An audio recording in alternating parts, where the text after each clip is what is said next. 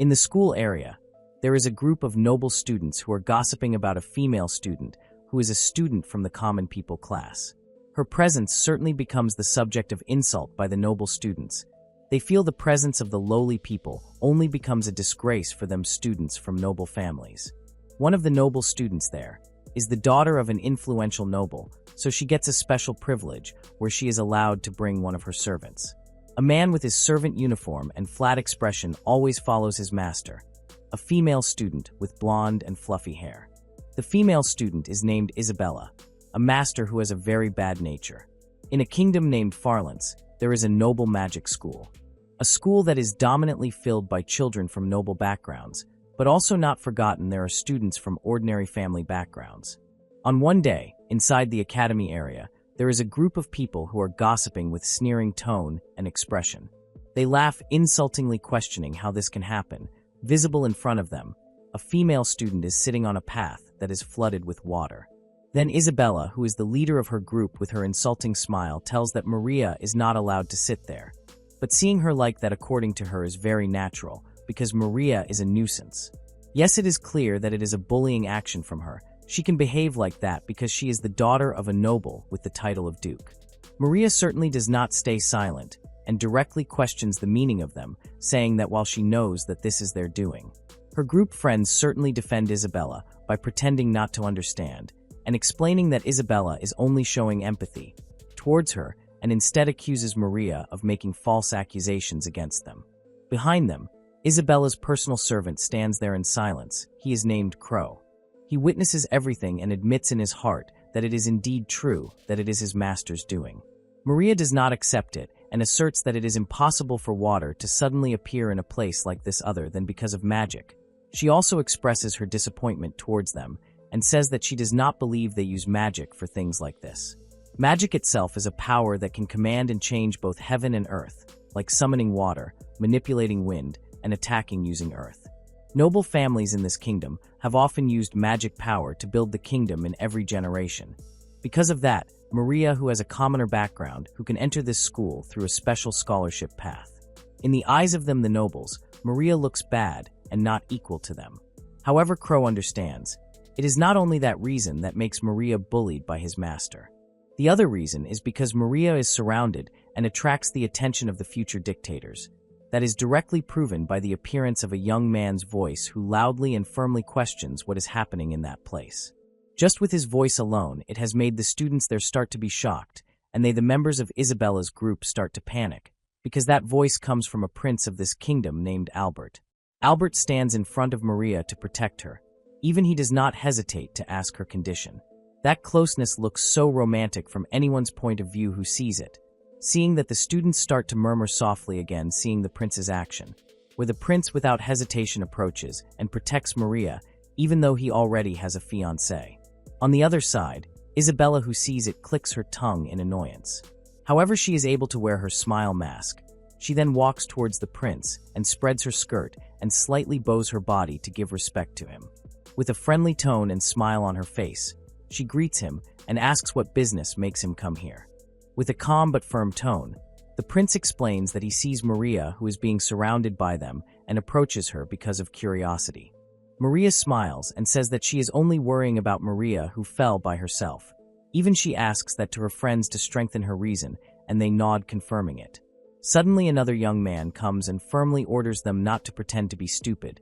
He knows that they as usual are bullying Maria. He is Leon, who is the son of a count.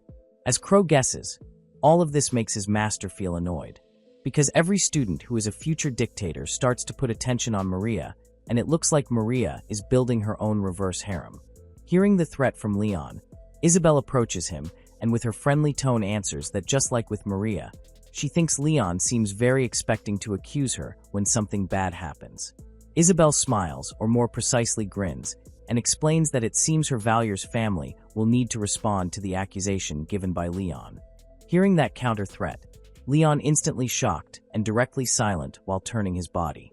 Yes, Maria uses her family position as Duke where it is higher than Leon's family, who is as Count. Seeing Leon's surrendering reaction makes Isabella laugh and say that then she will consider his action as his answer. She also feels that with Leon, who likes to act enthusiastic like, that can entertain her. Hearing that threat, the prince then asks Leon to retreat. He also asks Isabella to stop disturbing Maria, who is his friend. Isabella smiles cynically and answers that she also wants to ask the prince to be wiser in choosing friends, because by interacting or befriending a lowly figure like Maria, indirectly the prince has pulled his own dignity as noble family to the lowest point. Hearing that makes the prince instantly become angry and firmly answers that deciding with whom he befriends is not Isabella's business. Not long after the bell rings, signaling the next lesson hour will soon be held. Hearing that Isabella acts innocent and says that time passes so fast and bids farewell to the prince. She then passes where the prince stands, stops near him. Isabella says that she cannot be left behind following the lesson because as the prince's fiancée, it is a very important thing for their future. Isabella then leaves gracefully and with a smile on her face. Seeing his master leave, Crow bows to the prince, bids farewell, and follows Isabella. However, for a few moments, when Crow passes Maria, their eyes meet. Crow feels confused and slightly uncomfortable. He also realizes that Maria almost glances towards him during the incident. Following his master, Crow is in a garden behind the academy. Not heading to class, Isabella instead heads to a forest on the edge of the academy. There, with a tone that still sounds calm, she says a word before then suddenly spins her body and directly punches Crow's stomach very hard. That also coincides with Isabella's tone change that becomes a tone full of emotion. She vents all her frustration on her servant. Even because of how strong Isabella's punch, Crow directly flies towards the tree very hard. Isabella really feels very annoyed with Maria's behavior that looks in her eyes so arrogant and likes to steal attention. Behind Isabella's strong punch power, apparently Isabella uses body-strengthening magic. A magic that can strengthen her body to multiple times than usual. Punches, kicks, all vented to Crow until he lies on the ground with bruises and blood dripping from his mouth and nose. Crow cannot do anything other than accept it. He knows that his master really has a bad nature like this as the daughter of a duke. Isabella is always given such great hopes like ethical and also smart. Because of that, from the outside appearance, she always looks graceful, charming, good, really an ideal figure as a noble. But when something is not according to her wish, Isabella will become wild and start venting her anger on her surroundings. Isabella then walks, leaving Crow, who lies while sighing a little relieved. She still chatters about Maria's appearance that only wastes her time. On the other side, Crow tries to stand from his position with body that is already battered, his face pale along with blood that keeps dripping from his mouth and nose. Seeing his own blood on the ground, he wipes it using his hand. However, seeing his blood that is quite a lot, Crow realizes that his situation is in trouble. His body falls back to the ground as he faints. Not long after, in his black view and fainting condition, slowly light enters his eyes. Opening his eyes slowly, Crow feels there is something warm. When he gets back his sight, clearly visible Maria, who smiles towards him. Seeing Crow, who regains consciousness, she comments with relieved tone that she is grateful because Crow finally regains consciousness. Crow confused and asks why Maria is here. Seeing Crow, who is about to stand, Maria holds him and asks him not to force his body because Crow gets quite severe injury. Hearing that, Crow just realizes about his injury and questions again whether Maria, who heals his injury. Maria nods while smiling and answers that she uses healing magic as strong as she can on Crow. Hearing that, Crow realizes that Maria just used magic with light element. A magic element that is only owned by certain people and can be used in various ways. Crow is quite surprised with Maria's healing power because he knows the injury he experienced earlier is quite serious. Maria explains that she heard quite loud sound from this place that makes her curious and checks it. And when she realizes Crow already lies with bloodbath, makes her shocked beyond words. Seeing Crow, who does not respond and only looks at her, makes Maria a little shy and asks whether something has happened to Crow. Crow only silent before then stands from Maria's thigh. He then answers that this is not something that Maria needs to worry about. He bows and asks her to accept his gratitude. He also promises to repay Maria's kindness one day. Seeing Crow about to leave, Maria, with her cheeks still red, immediately pulls a little Crow's uniform sleeve and asks him to stay here for a while. Crow, silent with his face expression that does not believe Maria's words just now and also feels a little uneasy. Crow then considers Maria's words just now as something else and asks Maria is waiting for reward for her action just now, right? Maria, shocked, and immediately asserts that she does not say something like that and only asks Crow to listen to her. Crow actually understands. but he feels there will be bad thing if he stays too long there. Because of that, he feels no other choice. He lifts his arm and directs it towards the air and says open. Instantly, an irregular circle display appears in the air, along with visible items behind that circle. Seeing that, Maria very shocked. She with her shocked tone asks, "Isn't that a space magic tool?" Crow turns a little surprised because ordinary person like Maria can know it. Magic tool itself is an innovation that can be used by many people, even by people who do not have magic power at all. At a glance, that magic tool is very compact and facilitates all things that everyone can use, but the reality is the opposite. Because how tiring every time using that magic tool, which is because magic tool uses very expensive magic stone. And also every magic tool can only use one magic specifically. Because of that reason, magic tool finally not too much used by people in this kingdom, the country known as magic users people. Crow then takes a pouch of coin money and gives it to Maria. He asks her to consider that money as payment of his debt because she has healed him. Maria stands stunned, confused, puzzled, as well as shocked, before then asks with panic questioning what is the meaning of all this.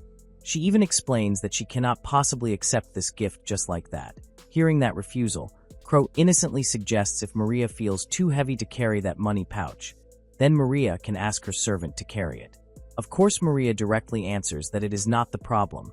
She then returns that money pouch to Crow and explains with smile on her face that Crow does not need to repay the favor. She helps him only because she wants to do it. Crow's silent while holding his chin.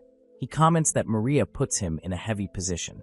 He explains that to accept kindness and cannot repay the favor will tarnish the good name of his master's family, namely Valyer's family. Because no other choice, Crow uses back his magic tool and gives forcefully to Maria a bottle of potion. That bottle is a miracle potion called Elixir, a potion that can heal all diseases and injuries with S rarity level. Maria, who receives it, only silent, shocked, because she is forced to accept something so very valuable by Crow. Crow then says goodbye and about to leave again. However, again Maria asks him to stop.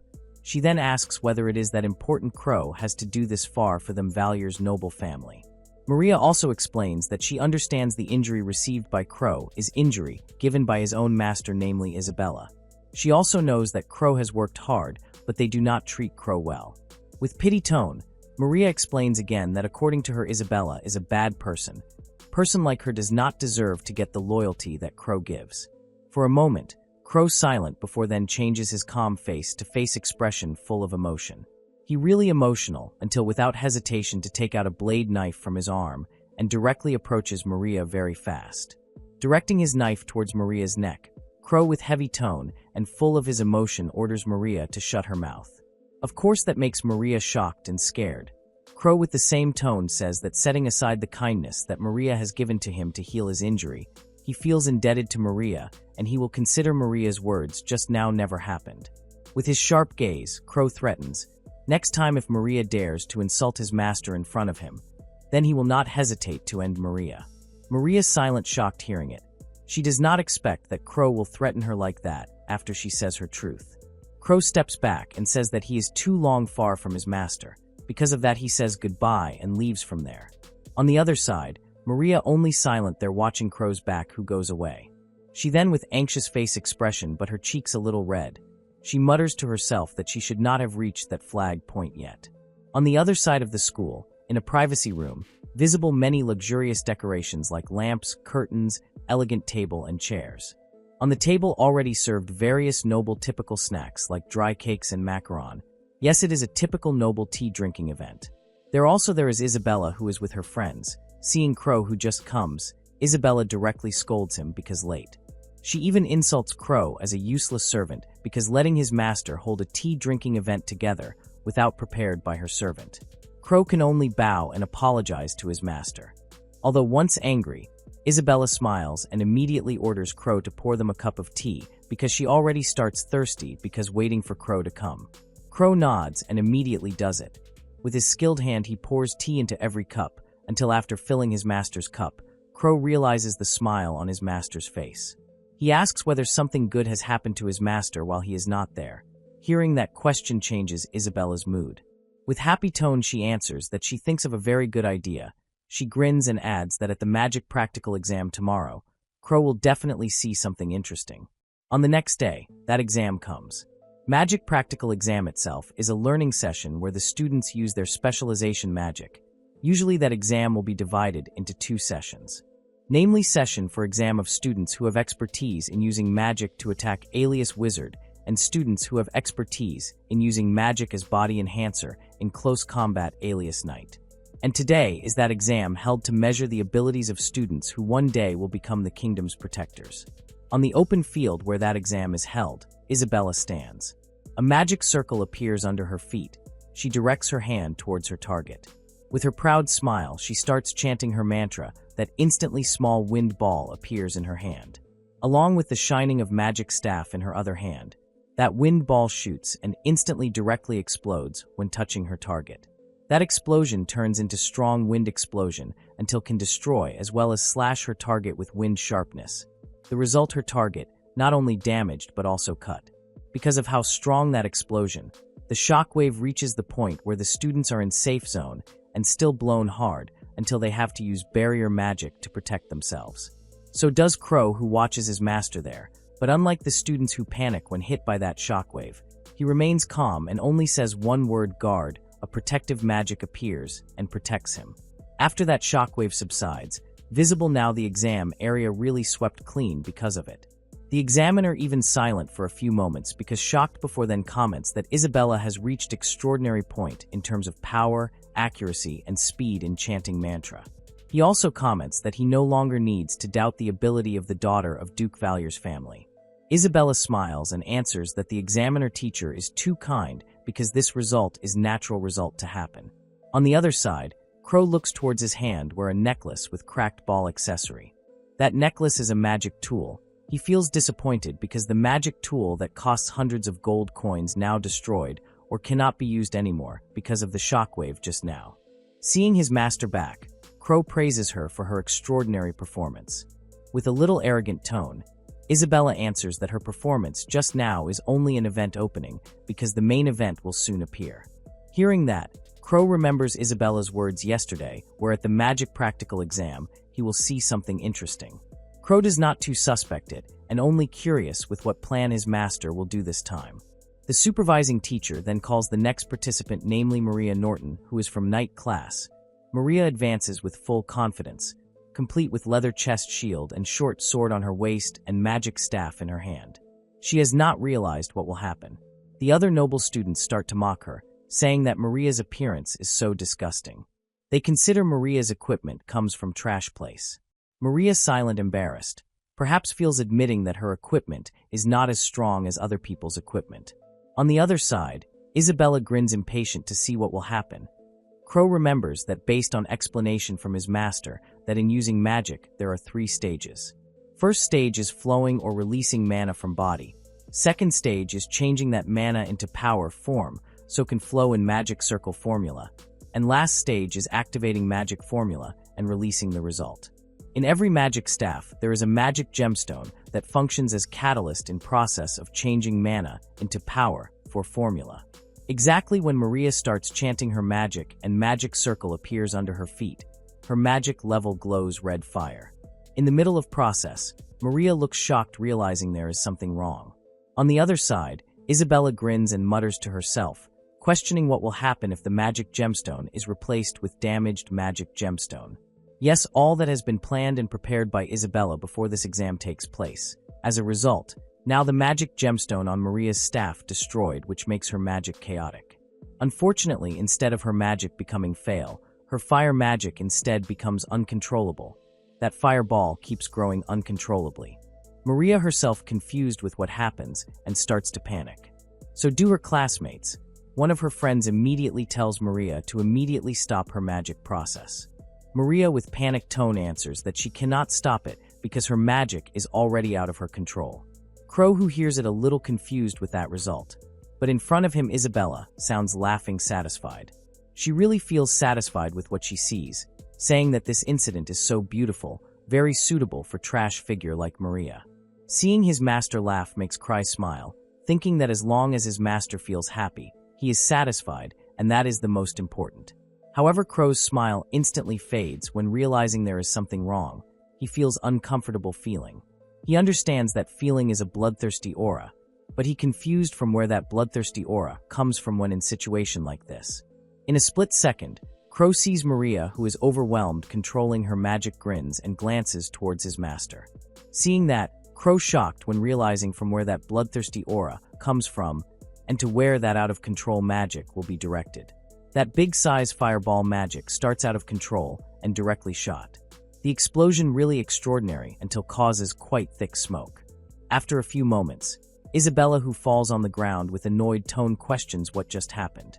Then heard Crow's soft voice, but also feels still calm, asking Isabella's condition. Isabella, who already annoyed, directly answers rudely that her clothes now dirty because of the incident just now. However, when the smoke puff around her starts to disappear, her words directly stop and her eyes widen, shocked with what she sees in front of her. Crow staggers with his knees in front of Isabella with his servant uniform torn, burned, and his skin experiences serious burn injury. Isabella, with stammering tone, shocked, asks what happened. Crow does not answer it. He instead apologizes because making his master see uncomfortable view.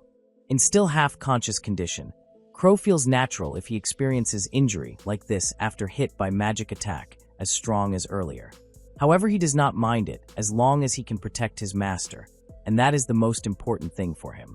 Crow starts to lose his consciousness and falls to Isabella's body with blood dripping from his mouth. Isabella's pupil eyes shrink, showing how annoyed she is. She then directly stands, letting Crow lie on the ground. With tone full of annoyance, she orders other students to immediately call Recovery Wizard to this place because she does not want to see this servant die just like that. On the other side, Maria directly falls and sits on the ground when her legs feel weak after seeing what happens, her eyes teary, and keeps muttering that she does not intend to make this situation end like this. She also says that this is the fault of that count. Maria mutters something as if she knows who the real perpetrator is and who should be blamed for that incident. In fainting condition, Crow finds a new memory in his head, where he sees a man who no longer has remaining hope in previous life, a corporate slave and trapped in black company. That man lives without direction and also alone. Every time reflecting on his fate, the man always says that he never expects this situation. As time goes, the man realizes he has become a middle-aged man. One day he meets a woman who's same without having life, from her eye gaze near road intersection. The man thinks that the woman is same victim like him from society that according to him so rottenness. However, when the man just thinks like that, suddenly his view covered by white color. He knows that his view becomes white because illuminated by vehicle light driven by a retiree who drives recklessly and ends killing them both on the spot. The man feels that his life end really useless. He keeps cursing the world for the injustice he receives during life. And as continues with cursed sentences that he mutters, his consciousness starts to fade and his life ends. Suddenly, the man wakes up in a room that he does not recognize, a neat room but visible many rooms supporting pillars made of wood like ancient times. Seeing his palm, he does not recognize whose body this is.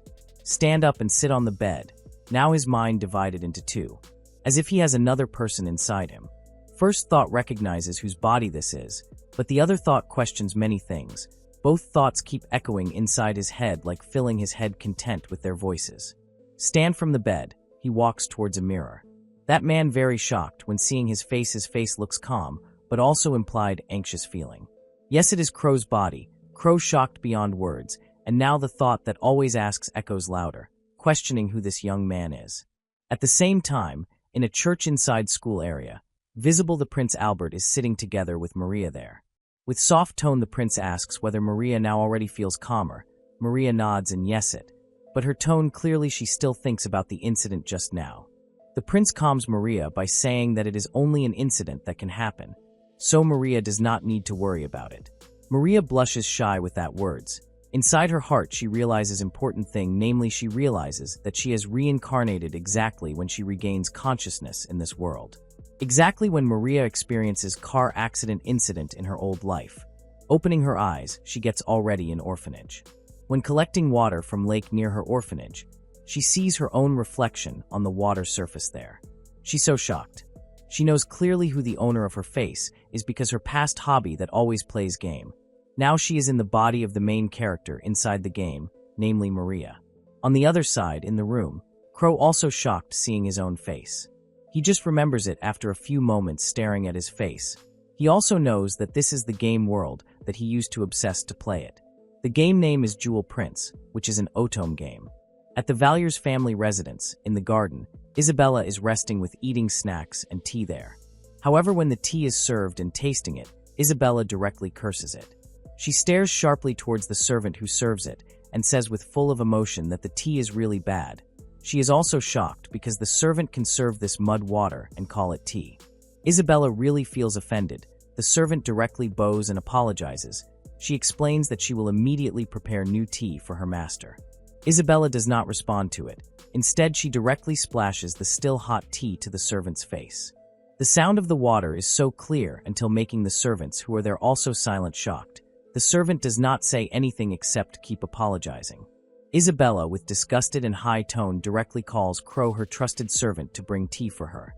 Her words directly stop when realizing that Crow is still in coma condition. She's silent there.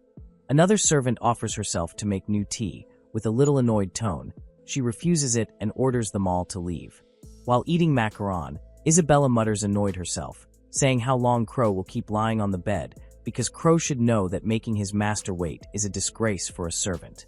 Sunk in her thoughts, she knows that several days have passed after the incident in the magic practical exam. Thanks to the healer's hard work, Crow can survive from his critical condition. However, even though survived, Crow still has not woken up from his coma condition. From what she hears, that the main problem that makes him coma is the injury on the head part that he received. Without careful treatment, there is possibility Crow will never wake up again. Woken from her thoughts, Isabella directly annoyed herself. She questions what is wrong with her. She does not know why she cares so much about Crow like this. Isabella convinces herself by saying that Crow is a commoner who does not have mana. Crow is also only a pawn that she can use and throw away as she pleases. Even though so, in her mind appears Crow's figure, who is pouring tea for her, as usual with smile on his face. That makes her doubt her own words. Looking towards her mansion, Isabella mutters again, asking Crow to wake up soon, if not there will be punishment for him. On the other side, Crow, who already regains consciousness and shocked seeing his own face, he really confused. Who he is, what is happening? That question often appears in his head. Even he also knows that the figure in the mirror reflection is Crow, but that is not him. Old soul and new soul start to merge, making confusion in his mind, even until experiencing identity crisis. New soul only remembers his last memory when he experienced accident, while old soul only remembers his last memory when protecting his master from uncontrolled magic attack. Besides that, Crow also remembers things that he never sees and understands, like Car and others. Crow also knows there is a memory about the new soul's past where the new soul has gloomy life. Because of that, he starts to question who he is now, because he still remembers himself Crow, but he also remembers all memories of the new soul. Every time Crow asserts himself as Crow, Isabella's servant, New Soul always asserts back that he is only a corporate slave who can be thrown away anytime by cruel society. That situation gets worse when New Soul considers that Crow's soul is only delusion because servant and master words only exist in fiction story. But Crow insists to suppress the New Soul's thought voice and tries hard not to lose his sanity. So desperate, Crow until hits the mirror in front of him, trying to stop that voice. However, that voice does not disappear and keeps echoing in his head. Walking out from the room staggering, Crow feels his existence as Crow in this world like starting to disappear. A memory appears in his head, his master's figure, namely Isabella, who is smiling towards him. Crow keeps remembering it, trying not to lose his sanity. Unnoticed, Crow has walked until the garden area. Crow, confused, and once questions what place this is. Not long after, a not unfamiliar gaze comes. Isabella, who sees Crow, already regains consciousness, shocked. On the other side, Crow looks very desperate, panic, as well as expecting help from his master. Crow, with still staggering steps, he runs and directly hugs Isabella's legs while keep calling her. Of course, that makes Isabella shocked and questions what is the meaning of all this. Crow, with desperate and confused tone, asks who he really is. That question makes Isabella confused. Crow, who usually looks calm and obedient, now he looks very far different. Crow, with panicked tone, he keeps begging to tell who he is. Isabella, confused and also panicked with Crow's behavior. She also once asks Crow to calm himself first, but Crow, who too panic, ignores it and keeps begging to tell him. Because of that, Isabella becomes annoyed and directly hits Crow's head with her hand while ordering him to calm. As a result, Crow directly lies on the ground while asking her not to attack his head part for now. On the other side, Isabella looks putting her fierce expression. However, also implied happy feelings seeing her trusted servant already regains consciousness and her cheeks a little red. Isabella says that Crow already leaves his master like this, and when she thinks Crow finally regains consciousness, Crow instead runs towards her while chattering weird things. She asks whether Crow himself really does not know the answer, because seeing Crow's serious and desperate face, Isabella answers it and points towards Crow that Crow is her servant. Crow is her belonging, and not more nor less than that. Crow looks shocked hearing it. He does not expect there is someone who can say that bluntly to him. His mixed memories, past memory appears. A sentence from his past memory appears saying that Crow has unique color, remembering that Crow sunk in his thoughts. In the past, when Crow still child, he met Isabella, who also still child, in a small dirty alley. Small Crow, who lies there, stares at Isabella with blood on part of his face. The servant who with small Isabella tells her not to approach someone dirty like Crow. Small Isabella comments that it seems Crow still alive with his condition like that. The servant explains that thing like this is usual thing happen in commoner class, and Crow is one of them who is slum area resident. Even though Crow still child, but already confirmed that Crow is human with monster soul, and that visible from his dim and dark eye gaze. Small Isabella instead sees something interesting from Small Crow. She comments that Crow has handsome face. After silent for a moment, Small Isabella smiles and says that she is interested in Crow, and coincidentally also she needs a new servant. Since that time, Crow adopted by Isabella directly to become her servant and given name Crow by Isabella. Remembering all that, Crow laughs, which makes Isabella a little shocked. Crow then lowers his legs and makes body gesture apologizing. He apologizes to Isabella because making confusion a few moments ago. He smiles as usual and says that he definitely makes his master feel worried. Isabella's cheeks red. She directly turns her face and answers with annoyed tone that not means she really worries about Crow or something like that. Crow already calm. He feels no need to understand who he is because that is not important thing. The most important is he is Isabella's belonging and he does not need to think other things. Night comes, night wind blows and moon shines the dark area. In the highest building, Crow with some of his servants stands there. The female servant tells Crow that their target already led to slum area. Crow nods accepting that information. Crow mutters himself that to prank until this far, he feels too excessive. But because this is his master's order he must do it. On the other side, in the slum area alley, visible Maria who runs with panting breath. Another voice also appears, namely some men's voice who chase her saying that now no way for Maria to escape, and true not long after Maria realizes that in front of her a wall blocks her. Those perverted men giggle and comment that now Maria already finished playing chase with them. Feeling already cornered, Maria panic and with desperate tone asks them to stop approaching her.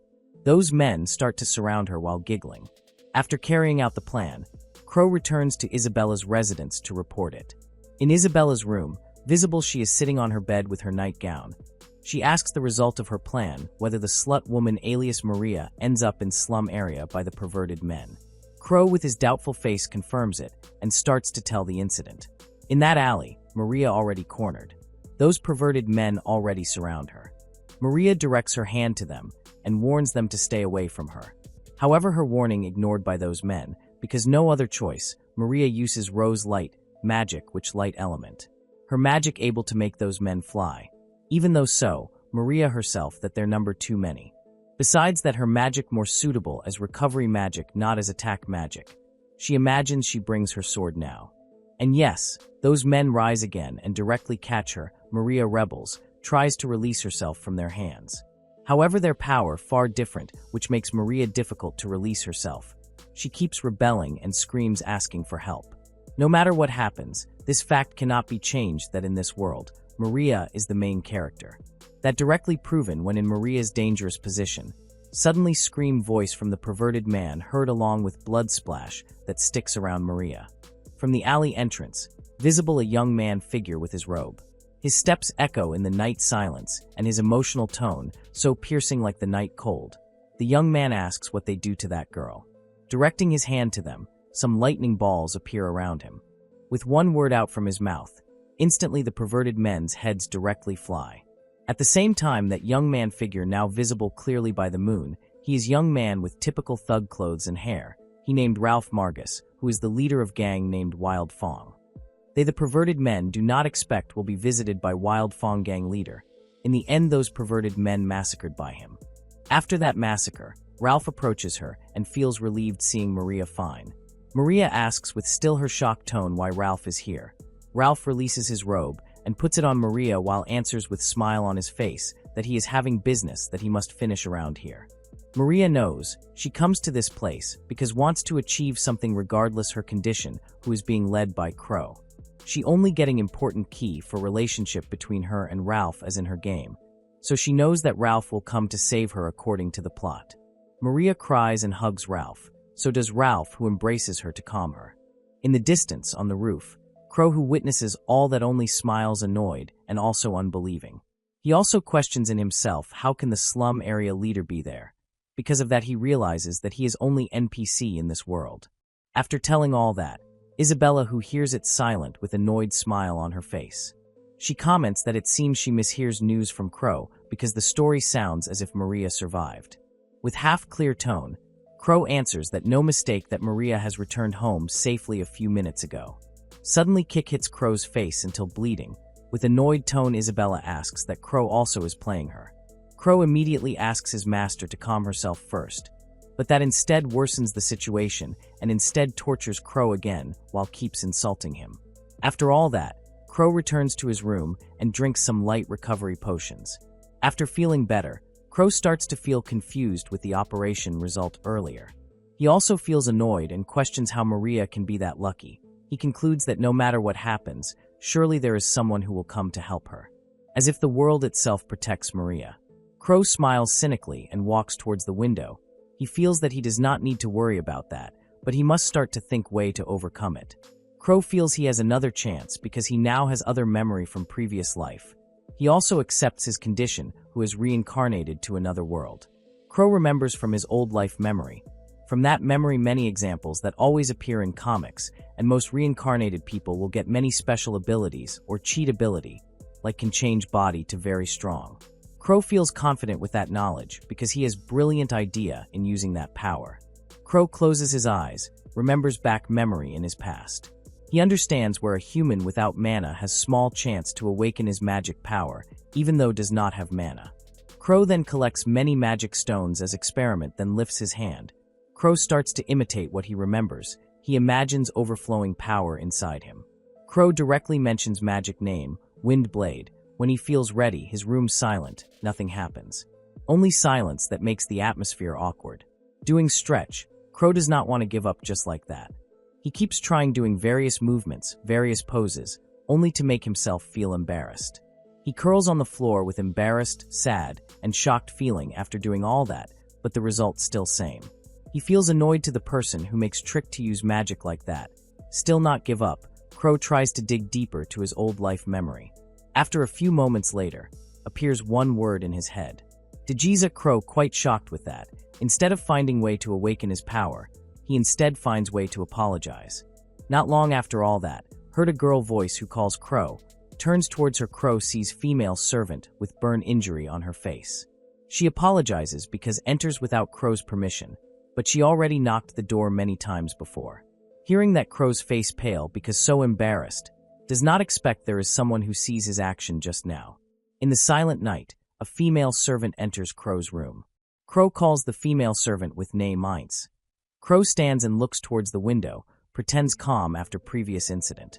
With calm tone, he questions why Eins is in his room because he does not remember giving her permission to enter.